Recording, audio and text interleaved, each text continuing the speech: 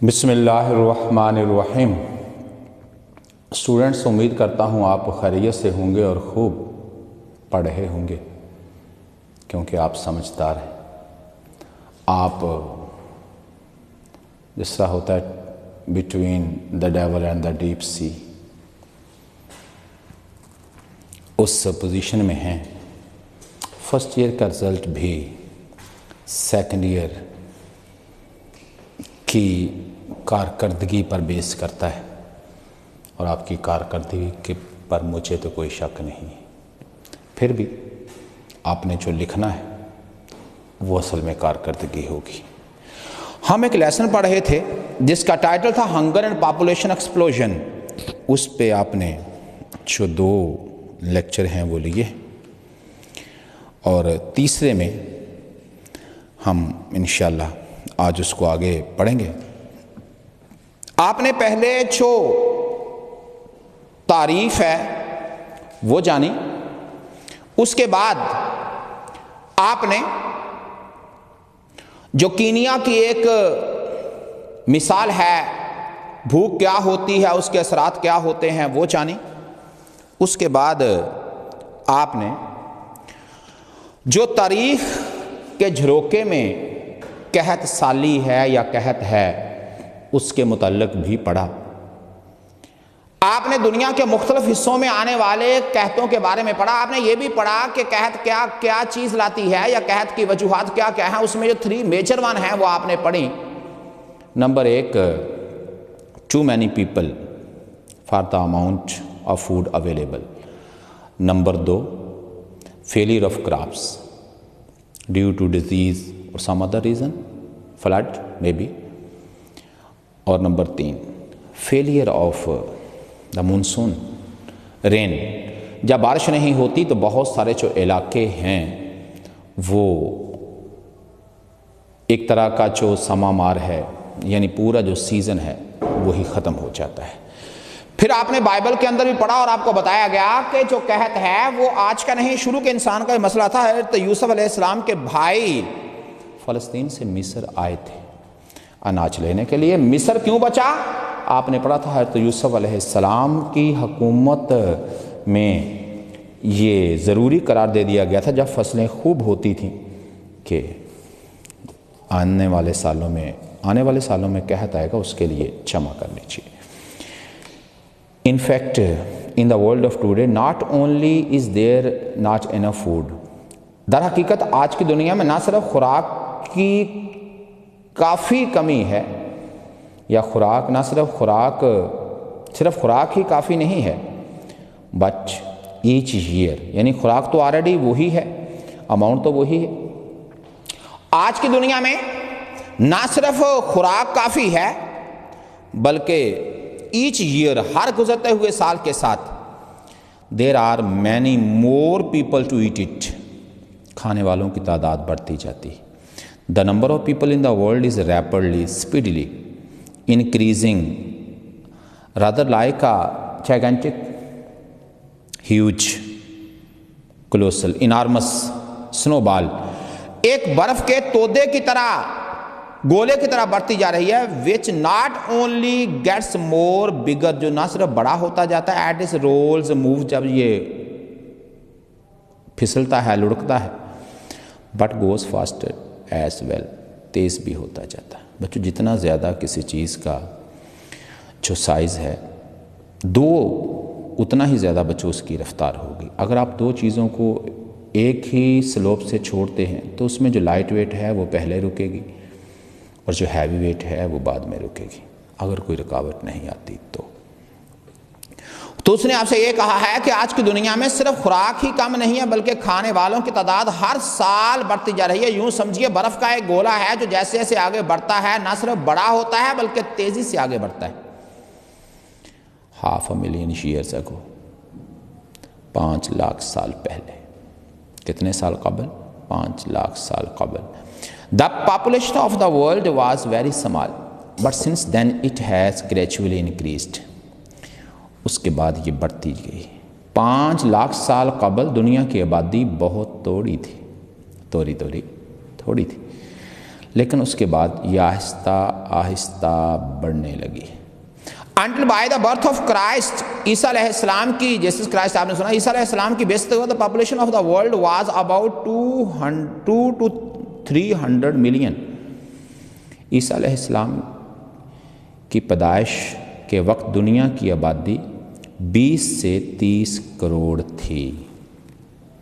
دوبارہ سن لیجیے, 20 سے 30 کروڑ تھی, جتنی آج پاکستان کی ہے تقریباً. اور دا نمبرز ڈبلڈ بائی 1650, 1650 آیا یا 1650 تک یہ تعداد دگنی ہو گئی. And by 1850 doubled again to 1000 million. 1 ارب ہو گئی. کتنی ہو گئی؟ 1 ارب. آپ نے 1000 ملین ہی لکھنا ہے. تو میں آپ کو ذرا آسان لفظوں میں سمجھاتا ہوں. اس نے کہا عیسیٰ علیہ السلام کی بعثت کے وقت آبادی تھی, چلیں آپ 200-300 کا مڈ لے لیں تو 25 کروڑ بن جائے گی. کتنے کروڑ بن جائے گی؟ 25 کروڑ. پھر بچوں اس کو 1650 سال لگا ڈبل ہونے میں, تو یہ 1650 میں یوں سمجھیے 500 کروڑ ہو گئے ہیں. کتنی تھی پہلے؟ جی بچوں, اگر وہاں تھی تو پھر یہ دگنی ہوئی 50 کروڑ کے لگ بھگ 1650 میں. یعنی پہلے اگر ہم 200-300 کا مڈ لیں گے بچوں ملین کا, تو کتنے بنیں گے؟ اس نے 20 سے 30 کروڑ کہا تھا, اس کا مڈ لیتے ہیں 25 کروڑ. اور بچوں پھر یہ 50 کروڑ بن جائے گی 16. پھر بچوں جس آبادی کو دگنا ہونے میں 16.5 صدیاں لگیں, اب پھر 2 صدیاں لگیں, اور 1850 میں یہ تقریباً بچوں آپ یوں کہہ لیجئے کہ پھر دگنا ہوئی.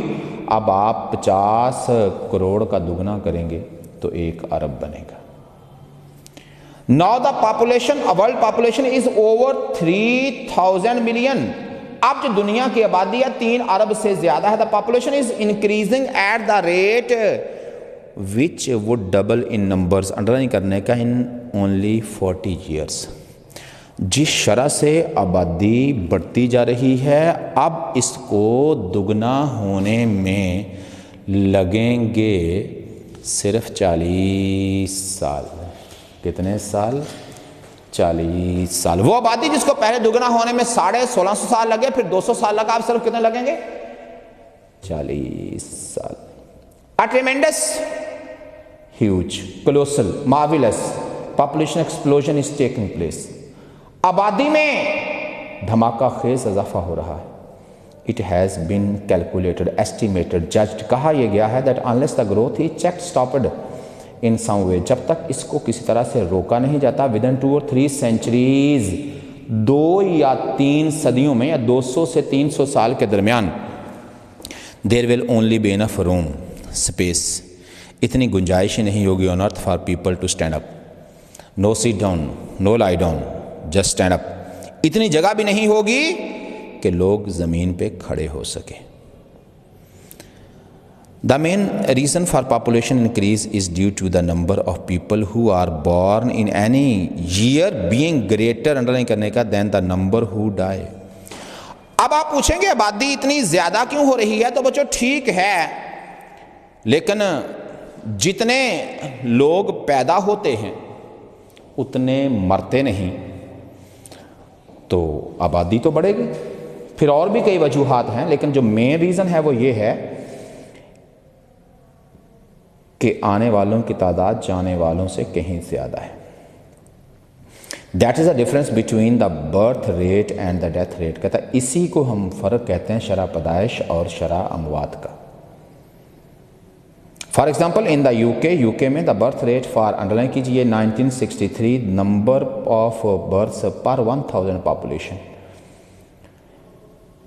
اگر آپ نے یہ حساب لگانا ہے کہ کراؤڈ کتنا تھا, تو بچے ایک مخصوص ایریا میں یا مرلے کے اندر بیٹھے ہوئے لوگوں کا اندازہ لگائیے, پھر باقی مرلوں سے ملٹیپلائی کر لیجئے. ایسے جس طرح آپ نے ایسے لکھا, آپ سے کہا گیا تھا 400 الفاظ ہونے چاہیے, آپ 1 2 3 4 400 تک نہیں گنیں گے, ایک لائن کے الفاظ گنیں گے, لائنوں کو ملٹیپلائی کر کے جواب آ جائے گا. اور کہتا کہ فی ایک شرح پیدائش جو ہے فی 1000 آبادی کے لحاظ سے وہ تھی 18.2 18.2 and the death rate number of deaths per 1000 population was 11.6.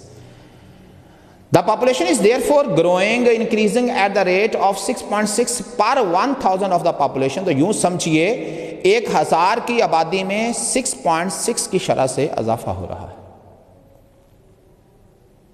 یا میں ایک اور مثال سے آپ کو سمجھاتا ہوں بچوں. جو گرینڈ پیرنٹس ہیں وہ ہوتے ہیں 2 ہوتے ہیں. اگر مان لیا کہ ان کے آگے 2 ہی بچے تو بچوں 4 اور پھر بچوں ان کے آگے پھر 2 ہیں تو 6. تو 2 کی جگہ 2 آتے تو ٹھیک تھا لیکن 2 کی جگہ 4 نے لی. اور یہ تو تب ہے اگر فیملی سائز اتنا ہے جتنا میں نے آپ کو بتایا. In the past only a fraction, small number of babies born grew up. ماضی کے اندر ایسا ہوتا تھا کہ بہت تھوڑے بچے جوان ہوتے تھے. آپ نے پڑھا تھا بچوں کہ 8 میں سے 7 بچے 1 سال کی عمر کو پہنچنے سے پہلے ہی مر جاتے تھے. اور آپ نے یہ بھی پڑھا تھا پھر کہ پڑھا نہیں تھا, آج آپ پڑھیں گے بچوں. کیا بچوں خوشحال ممالک ہیں وہاں 20 میں سے 19 جوان ہو جاتے ہیں. کہاں 8 میں سے 1 کا بچنا, کہاں 20 میں سے 1 کا مرنا. اور پھر کہتا کہ جو کم لوگ بچتے تھے. Now in the industrial countries of the West, اب مغرب کے صنعتی ممالک کے اندر, خوشحال ملکوں کے اندر 19 out of 20 become adults grown ups. جو 20 میں سے 19 ہیں وہ جوان ہو جاتے ہیں. One couple on an average need only produce just over 2 children to replace themselves. ایک جوڑے کو اوسطاً صرف 2 بچے پیدا کرنے کی ضرورت ہے جو ان کی جگہ لے لیں. And keep the population at the same level. اور آبادی جیسے ہے جس جگہ ہے اس کو وہیں رکھا جائے. Among the western countries the decline reduce یا ریڈکشن بھی لکھیں گے, ڈیکریز. جو مغربی ممالک ہیں ان کے اندر جب کمی آئے, in the death rate has been followed after an interval pause PAUSE, جو وقفہ تھا, بریک تھی, اس کے بعد by the reduction decrease in the birth rate. کہتا مغرب کے ممالک کے اندر جب شرح اموات کم ہوئی تو انہوں نے شرح جو آبادی تھی, پیدائش تھی, شرح پیدائش پر بھی کنٹرول کر لیا کچھ دیر کے بعد. That the population is not growing so fast, وہاں پہ آبادی اتنی تیز سے نہیں بڑھی. But even in these countries, in these areas where people have only a comparatively small number of children, the low death rate means that population is still growing fairly rapidly. کہتا وہاں بھی یہ مطلب ہے کہ یہ نہیں کہ جو آبادی ہے وہ بڑھ نہیں رہی بلکہ آبادی میں اچھا خاصا اضافہ ہو رہا ہے, جس طرح میں نے آپ کو مثال دے کے سمجھایا.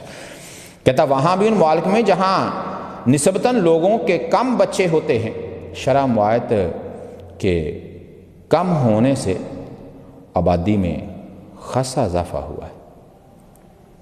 In the USA, where on an average each woman has only 3 children, the population increases by almost half as many as in every generation race. ہر نسل, دیکھیں بچوں, اگر 200 لوگ ہیں ان کی جگہ 300 لوگ آ جائیں گے تو 100 کا اضافہ ہوا ہے.